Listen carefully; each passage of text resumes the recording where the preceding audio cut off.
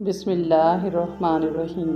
حضرت خالد بن ولید رضی اللہ تعالی عنہ وہ مسافر عرب کے صحرا میں اکیلا چلا جا رہا تھا۔ 8 ہجری کے زمانے میں عرب کا وہ علاقہ جہاں مکہ اور مدینہ واقع ہے بڑا ہی خوفناک صحرا ہوا کرتا تھا، جلتا اور انسانوں کو جھلساتا ہوا ریگ جار۔ ایک تو صحرا کی اپنی صعوبتیں تھیں، دوسرا خطرہ راہزنوں کا تھا۔ مسافر قافلوں کی صورت سفر کیا کرتے تھے، لیکن یہ سفر اکیلا چلا جا رہا تھا اور وہ اعلیٰ نسل کی جنگی گھوڑی پر سوار تھا۔ اس کی ذرہ گھوڑے کی زین کے ساتھ بندھی ہوئی تھی، اس کی کمر سے تلوار لٹک رہی تھی اور اس کے ہاتھ میں برچھی تھی۔ اس زمانہ میں مردوں کے قد دراز، سینے چوڑے اور جسم گٹھے ہوتے تھے۔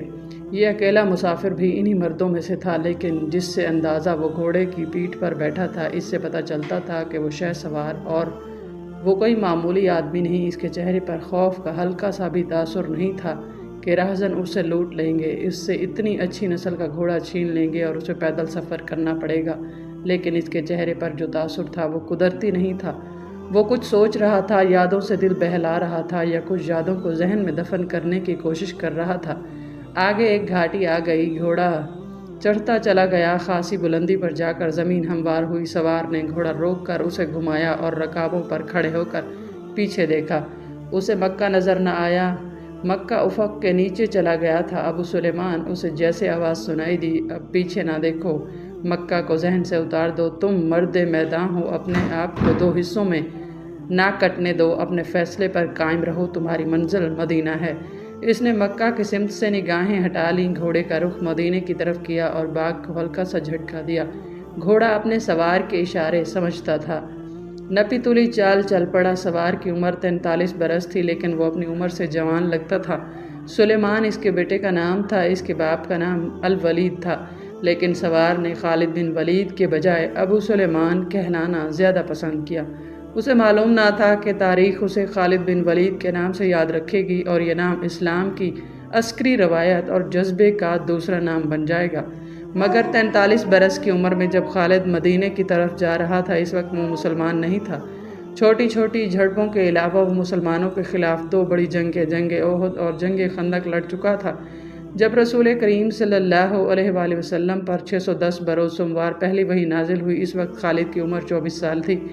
اس وقت تک وہ اپنے قبیلے بنو مخزوم کی عسکری قوت کا قائد بن چکا تھا۔ بنو مخزوم کا شمار قریش کے چند ایک معزز خاندانوں میں ہوتا تھا۔ قریش کے عسکری اموریسی خاندان کے سپرد تھے۔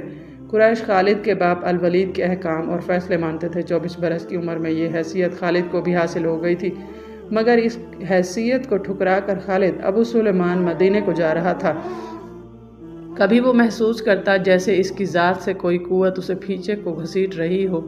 جب وہ اس قوت کے اثر کو محسوس کرتا تو اس کی گردن پیچھے کو مڑ جاتی، لیکن اس کو اپنی ذات سے ایک آواز اٹھتی، آگے دیکھ، خالد تو ولید کا بیٹا ہے، لیکن وہ مر گیا، اب تو سلیمان کا باپ ہے، وہ زندہ ہے۔ اس کے ذہن میں 2 نام اٹک گئے، محمد الرسول اللہ صلی اللہ علیہ وآلہ وسلم جو ایک نیا دین لے کر آئے تھے، اور الولید جو خالد کا باپ اور محمد صلی اللہ علیہ وآلہ وسلم اور آپ صلی اللہ علیہ وآلہ وسلم کے نئے دین کا بہت بڑا دشمن تھا۔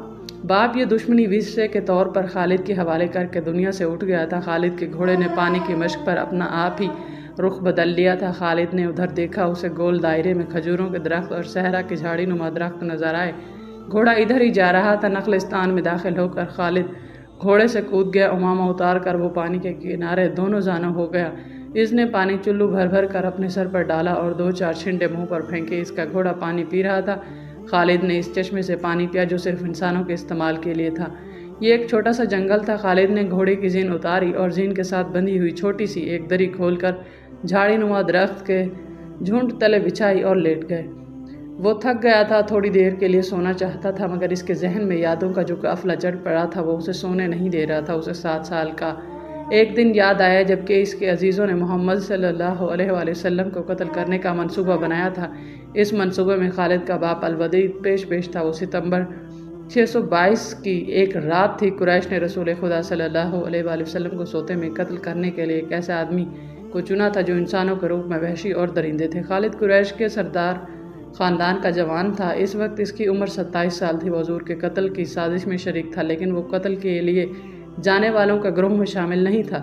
اسے 7 سال پہلے کی وہ رات گزرے ہوئے کل کی طرح یاد تھی۔ وہ اس قتل پر خوش بھی تھا اور ناخوش بھی۔ خوش اس لیے تھا کہ اس کے اپنے قبیلے کے ہی آدمی نے اس کے مذہب کو جو بت پرستی تھی باطل کہہ دیا اور اپنے آپ کو خدا کا پیغمبر کہہ دیا۔ ایسے دشمن کے قتل پر خوش ہونا فطری بات تھی، اور وہ ناخوش اس لیے تھا کہ وہ اپنے دشمن کو للکار کر آمنے سامنے کی لڑائی لڑنے کا قائل تھا۔ اس نے سوئے ہوئے دشمن کو قتل کرنے کی کبھی نہیں سوچی نہیں تھی۔ بہرحال اس نے اس سازش کی مخالفت نہیں کی، لیکن قتل کی رات جب قاتل رسول خدا صلی اللہ علیہ وآلہ وسلم کو مقررہ وقت پر قتل کرنے گئے تو آپ کا مکان خالی تھا، وہاں گھر کا سامان بھی نہیں تھا، نہ آپ کا گھوڑا تھا نہ اونٹنی۔ قریش اس امید پر سوئے ہوئے تھے کہ صبح انہیں خوشخبری ملے گی کہ ان کے مذہب کو جھٹلانے اور انہیں اپنے نئے مذہب کی طرف بلانے والا قتل ہو گیا، مگر صبح وہ ایک دوسرے کو مایوسی کے عالم میں دیکھ رہے تھے۔ پھر وہ سرگوشیوں میں ایک دوسرے سے پوچھنے لگے، محمد کہاں گیا؟ رسول خدا صلی اللہ علیہ وآلہ وسلم قتل کے وقت سے بہت پہلے اپنے قتل کی سازش سے آگاہ ہو کر مدینہ کو ہجرت کر گئے تھے۔ صبح تک آپ بہت دور نکل گئے تھے۔ خالد کے ذہن سے یادیں پھوٹتی چلی جا رہی تھیں، ذہن پیچھے ہی پیچھے ہٹتے ہٹتے 16 برس دور جا نکلا۔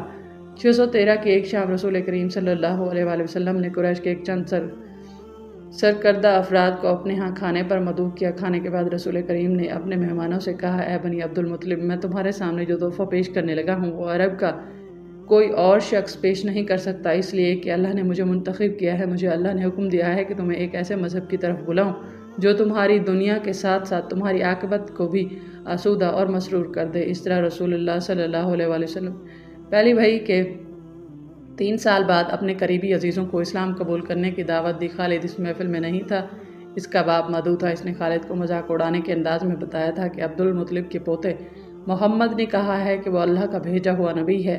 ہم جانتے ہیں کہ عبد المطلب قریش کا ایک سردار تھا۔ ابو الولید نے اپنے بیٹے خالد سے کہا، بے شک محمد کا خاندان اعلیٰ حیثیت رکھتا ہے، لیکن نبوت کا دعویٰ اس خاندان کا کوئی فرد کیوں کرے؟ اللہ کی قسم اور حبل اور عزا کی، میرے خاندانوں کا رتبہ کسی سے کم نہیں، کیا نبوت کا دعویٰ کر کے کوئی ہم سے اونچا ہو سکتا ہے؟ آپ نے اسے کیا کہا؟ خالد نے پوچھا۔ پہلے تو ہم چپ ہو گئے، پھر ہم سب ہنس پڑے۔ الولید نے کہا، لیکن محمد کے چچا زاد بھائی علی نے محمد کی نبوت کو قبول کر لیا۔ خالد اپنی باپ کی طرف طنزیہ ہنسی کو بھولا نہیں تھا۔ خالد کو 629 کے ایک روز مکہ اور مدینہ کے راستے میں ایک نخلستان میں لیٹے ہوئے وہ وقت یاد آ رہا تھا۔ رسول پاک صلی اللہ علیہ وسلم جن کی نبوت کو قریش کے سردار نبوت قبول نہیں کر رہے تھے، اس نبوت کو لوگ قبول کرتے چلے جا رہے تھے۔ ان میں اکثریت نوجوانوں کی تھی، بعض مخلص لوگوں نے بھی اسلام قبول کر لیا۔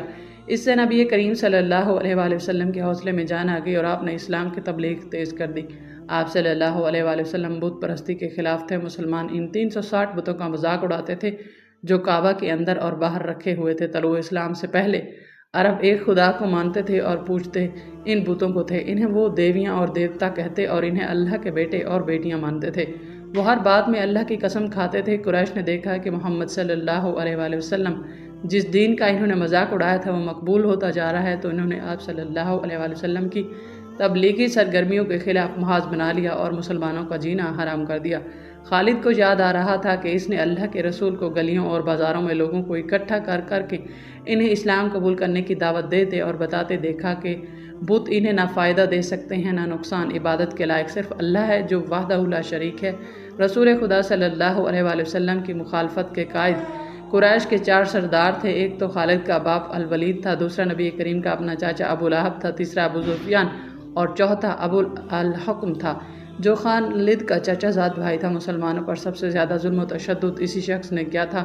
وہ جہالت کی حد تک کینہ پرور اور مسلم کش تھا، اس لیے مسلمان اسے ابو جہل کہنے لگے تھے۔ یہ نام اتنا عام ہوا کہ لوگ جیسے اس کا اصل نام ہی بھول گئے ہوں۔ تاریخ میں بھی اس پستہ قد بھینگے اور لوہے کی طرح مضبوط آدمی کو ابو جہل کے نام سے ہی یاد رکھا ہے۔ خالد کو یہ یادیں پریشان کرنے لگیں، شاید شرمسار بھی۔ قریش کے لوگوں نے رسول خدا صلی اللہ علیہ وآلہ وسلم کے گھر میں کئی بار غلاظت پھینکی تھی۔ جہاں کوئی مسلمان اسلام کی تبلیغ کر رہا ہو وہاں قریش کے آدمی جا پہنچتے اور ہلڑ مچاتے۔ بد اخلاق اور دھتکارے ہوئے آدمیوں کو رسول خدا صلی اللہ علیہ وآلہ وسلم کو پریشان کرتے رہنے کے کام پر لگا دیا گیا تھا۔ خالد کو یہ اطمینان ضرور تھا کہ اس کے باپ نے محمد صلی اللہ علیہ وآلہ وسلم کے خلاف ایسی کوئی گھٹیا حرکت نہیں کی تھی۔ وہ 2 مرتبہ قریش کے 3-4 سرداروں کو ساتھ لے کر رسول خدا صلی اللہ علیہ وسلم کے چاچا ابو طالب کے پاس یہ کہنے گیا تھا کہ وہ اپنے بھتیجے رسول اللہ صلی اللہ علیہ وسلم کو بتوں کی توہین اور نبوت کے دعوے سے روکے، ورنہ وہ کسی کے ہاتھوں قتل ہو جائے گا۔ ابو طالب نے ان لوگوں کو 2 مرتبہ ٹال دیا تھا۔ خالد کو اپنے باپ کی بہت بڑی قربانی یاد آئی۔ ہمارا خالد کا بھائی تھا، وہ خاص طور پر خوبصورت نوجوان تھا، وہ ذہین تھا اور اس میں بانک پن تھا۔ خالد کے باپ الولید نے اپنے اتنے خوبصورت بیٹے امارہ کو قریش کے 2 سرداروں کے حوالے کیا اور انہیں کہا کہ اسے محمد کے چاچا ابو طالب کے پاس لے جاؤ اور اسے کہو کہ میرا بیٹا رکھ لو اور اس کے بدلے محمد ہمیں دے دو۔ خالد اپنے باپ کے اس فیصلے پر کانپ اٹھا تھا اور جب اس کا بھائی امارہ دونوں سرداروں کے ساتھ چلا گیا تو خالد تنہائی میں جا کر رویا تھا۔ ابو طالب سردار نے امارہ کو رسول کریم کے چچا کے آگے کر کے کہا، اسے تم جانتے ہو، یہ امارہ بن ولید ہے۔ تم یہ بھی جانتے ہوگے کہ یہ بنو ہاشم نے جس کے تم سردار ہو ابھی تک اس جیسا سجیلا اور عقل مند جوان پیدا نہیں کیا۔ یہ ہم ہمیشہ کے لیے تمہارے حوالے کرنے آئے ہیں۔ اسے اپنا بیٹا بنا کر رکھو گے تو یہ تمام عمر فرمانبردار رہے گا اور اگر اسے اپنا غلام بناؤ گے تو قسم ہے اللہ کی تم پر اپنی جان بھی قربان کر دے گا، مگر تم اسے میرے حوالے کیوں کر رہے ہو؟ ابو طالب نے پوچھا، کیا بنو مخزوم کی ماؤں نے اپنے بیٹوں کو نیلام کرنا شروع کر دیا ہے؟ کہو اس کی کتنی قیمت چاہتے ہو؟ اس کے عوض میں اپنا بھتیجا محمد دے دوں؟ قریش کے ایک سردار نے کہا، تمہارا یہ بھتیجا تمہاری رسوائی کا باعث بن گیا، اس نے تمہارے آباء و اجداد کے مذہب کو رد کر کے نیا مذہب بنا لیا ہے۔ کیا تم دیکھ نہیں رہے کہ اس نے قبیلے میں آدمیوں کا دشمن بنا دیا ہے؟ تم میرے بھتیجے کو لے جا کر کیا کرو گے؟ قتل۔ قریش کے دوسرے سردار نے جواب دیا، ہم محمد کو قتل کریں گے، یہ بے انصافی نہیں ہوگی۔ تم دیکھ رہے ہو کہ ہمارے بھتیجے کے بدلے تمہیں اپنا بیٹا دے رہے ہیں، یہ بہت بڑی بے انصافی ہوگی۔ ابو طالب نے کہا، تم میرے بھتیجے کو قتل کرو گے اور میں تمہارے بیٹے کو پالوں گا اور اس پر خرچ کروں گا اور اسے بہت اچھی زندگی دوں گا۔ تم میرے پاس کیسا انصاف لے کر آئے ہو؟ میں تمہاری عزت سے رخصت کرتا ہوں۔ خالد نے جب اپنے بھائی کو اپنے سرداروں کے ساتھ واپس آتے دیکھا اور سرداروں سے سنا کہ ابو طالب نے یہ سودا قبول نہیں کیا تو خالد کو دلی مسرت ہوئی تھی۔ محمد صلی اللہ علیہ وآلہ وسلم کا تم نے کیا بگاڑ لیا تھا ابو سلیمان؟ خالد کی ذات سے ایک سوال اٹھا۔ اس نے خیالوں میں سر ہلایا اور دل میں کہا، کچھ نہیں، بے شک محمد صلی اللہ علیہ وآلہ وسلم کا جسم طاقتور ہے، لیکن رکانہ بن عبد یزید جیسے پہلوان کو اٹھا کر پرکھنے کے لیے صرف جسمانی طاقت کافی نہیں۔ رکانہ بن عبد یزید رسول کریم صلی اللہ علیہ وسلم کا چچا تھا جس نے اسلام قبول نہیں کیا تھا۔ یہ عرب کا مانا ہوا پہلوان تھا۔ نامی گرامی پہلوان آئے جنہیں اس نے ایک ہی داؤ میں پٹک کر اٹھنے کے قابل نہ چھوڑا۔ وہ وحشی انسان تھا، صرف لڑنا مارنا جانتا تھا۔ خالد کو وہ وقت یاد آنے لگا جب مسلمانوں کو دکھ کرنے والے 3-4 آدمیوں نے ایک دن رکانہ پہلوان کو خوب کھلایا پلایا اور اسے کہا کہ تمہارا بھتیجا محمد صلی اللہ علیہ وسلم کسی کے ہاتھ نہیں آتا، نہ اپنی تبلیغ سے بات آتا ہے اور نہ کسی سے ڈرتا ہے، اور وہ لوگ اس کی باتوں کے جادو میں آتے چلے جا رہے ہیں۔ کیا تم اسے سیدھا نہیں کر سکتے؟ کیا تم میرے ہاتھوں اس کی ہڈیاں توڑوانا چاہتے ہو؟ رکانہ نے اپنے چہرے پر مست بھینسے کا تاثر پیدا کر کے تکبر کے لہجے میں کہا تھا، لاؤ اسے میرے مقابلے پہ، لیکن وہ میرا نام سن کر مکہ سے بھاگ جائے گا۔ نہیں، میں اس کے ساتھ لڑنا اپنی توہین سمجھتا ہوں۔ اس نے اکسانے والے آدمیوں کو بات نہ مانی۔ وہ کسی پہلوان کو اپنے برابر سمجھتا ہی نہیں تھا۔ مسلمانوں کے دشمن خاموش ہو گئے، لیکن سوچتے رہے کہ رسول خدا صلی اللہ علیہ وآلہ وسلم کو رکانہ کے ہاتھوں گرا کر آپ صلی اللہ علیہ وآلہ وسلم کا تماشا بنایا جائے۔ مکہ کے یہودی خاص طور پر رسول اکرم صلی اللہ علیہ وآلہ وسلم کے دشمن تھے، لیکن وہ کھل کر میدان میں نہیں آتے تھے۔ وہ خوش تھے کہ اہل قریش آپس میں بٹ کر ایک دوسرے کے دشمن ہو گئے ہیں۔ انہیں پتہ چل گیا کہ قریش کے کچھ آدمیوں نے رکانہ پہلوان کو اکسایا کہ وہ رسول خدا صلی اللہ علیہ وآلہ وسلم کو کشتی کے لیے للکارے، لیکن وہ نہیں مان رہا تھا۔ ایک روز رکانہ رات کے وقت ایک گلی سے گزر رہا تھا کہ اس کے قریب سے ایک بڑی حسین اور جوان لڑکی گزری۔ چاندنی رات میں لڑکی نے رکانہ کو پہچان لیا اور مسکرائی۔ رکانہ وحشی تھا، وہ رک گیا اور لڑکی کا راستہ روک لیا۔ کیا تم جانتی ہو کہ عورت مرد کی طرف دیکھ کر مسکراتی ہے تو اس کا مطلب کیا ہوتا ہے؟ رکانہ پہلوان نے پوچھا، کون ہو تم؟ اس کا مطلب یہ ہوتا ہے کہ عورت اس مرد کو چاہتی ہے۔ اس جوان لڑکی نے جواب دیا، میں سبت بنت ارمن ہوں، وہ ارمن یہودی کی بیٹی۔ رکانہ نے کہا اور لڑکی کے کندھوں پر ہاتھ رکھ کر اسے اپنے قریب کر کے بولا، کیا میرا جسم تجھے اتنا اچھا لگتا ہے اور کیا تمہاری طاقت نے مجھے مایوس کر دیا ہے؟ سب نے پیچھے ہٹتے ہوئے کہا، تم اپنے بھتیجے محمد سے ڈرتے ہو؟ کون کہتا ہے؟ رکانہ نے گرج کر پوچھا۔ سب کہتے ہیں، سب نے کہا، پہلے محمد کو گراؤ، میں اپنا جسم تمہیں انعام میں دوں گی۔ اللہ کے بیٹوں اور بیٹیوں کی قسم، تیری بات پوری کر کے تیرے سامنے آؤں گا۔ رکانہ نے کہا، لیکن تو نے غلط سنا ہے کہ میں محمد سے ڈرتا ہوں۔ بات یہ ہے کہ میں اپنے آپ سے کمزور کے ساتھ لڑنا اپنی توہین سمجھتا ہوں، لیکن تیری بات پوری کروں گا۔ مشہور مورخ ابن ہشام نے لکھا ہے کہ رسول کریم صلی اللہ علیہ وآلہ وسلم نے خود رکانہ پہلوان کو کشتی کے لیے للکارا تھا، لیکن دوسرے مورخ ابن التصیر نے جو شہادت پیش کی ہے وہ صحیح ہے کہ رکانہ نے محمد کو کشتی کے لیے للکارا اور اس نے کہا تھا، میرے بھائی کے بیٹے، تم بڑے دل اور بڑی جرت والے آدمی ہو، میں یہ بھی جانتا ہوں کہ تم جھوٹ بولنے سے نفرت کرتے ہو، لیکن مرد کی جرت اور صداقت کا پتہ اکھاڑے میں چلتا ہے۔ آؤ میرے مقابلے میں اکھاڑے میں اترو، اگر مجھے گرا لو تو میں تمہیں اللہ کا بھیجا ہوا نبی مان لوں گا، اللہ کی قسم تمہارا مذہب قبول کر لوں گا، لیکن یہ ایک بھتیجے اور چچا کی کشتی نہیں ہوگی۔ رسول صلی اللہ علیہ وآلہ وسلم نے رکانہ کی للکار کے جواب میں کہا، ایک بت پرست اور سچے دین کے ایک پیغمبر کی لڑائی ہوگی، تو ہار گیا تو اپنا وعدہ نہ بھول جانا۔ مکہ میں یہ خبر صحرا کی آندھی کی طرح پھیل گئی کہ رکانہ پہلوان اور محمد صلی اللہ علیہ وآلہ وسلم کی کشتی ہوگی، اور جو ہار جائے گا وہ جیتنے والے کا مذہب قبول کر لے گا۔ قریش کا بچہ بچہ،